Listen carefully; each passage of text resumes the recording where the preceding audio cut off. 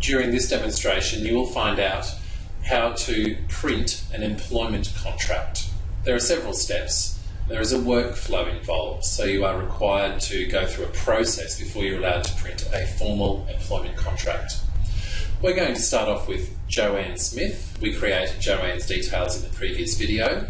So let's click on the little plus button next to her name and we can see her contract details all filled out completely, including over on the next page her employment commencement date and probation end dates. This little blue box indicates that you have not yet got permission to print Joanne's contract.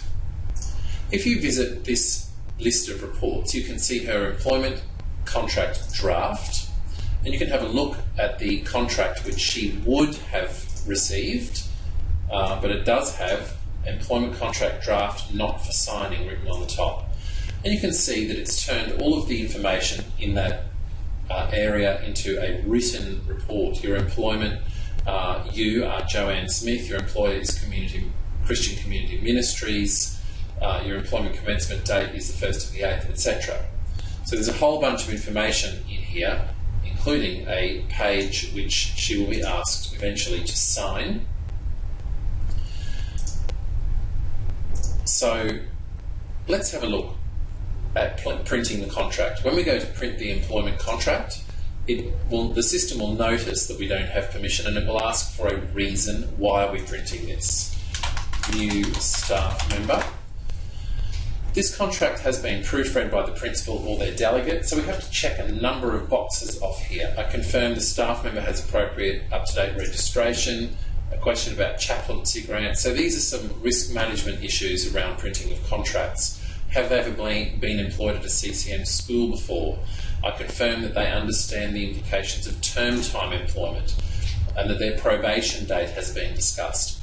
Once I have signed off all of these things, I can request the contract, and the system says that it's going to be sending an email, or if I'm logged on locally as I am, it says the email will not be sent. But under normal circumstances, that email will now go to payroll, and you will notice the little box is orange, so it's pending.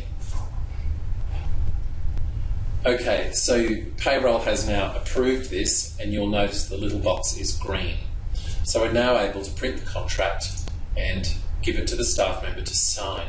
Staff employment contract, when we go to print this time it doesn't bring up the workflow, but it does give us a notice. It says you will notice 2 report tabs have been opened.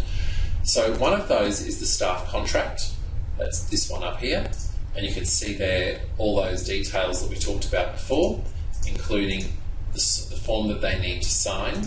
And on the back page there is a summary. That summary is just all the data summarised on a page for the staff member. And also this page here, which is called Getting Started with CCM Payroll. You'll need to print both of these sheets and issue them to the staff member, and you will need to get the staff employment contract signed from the staff member and then send it through to the payroll department.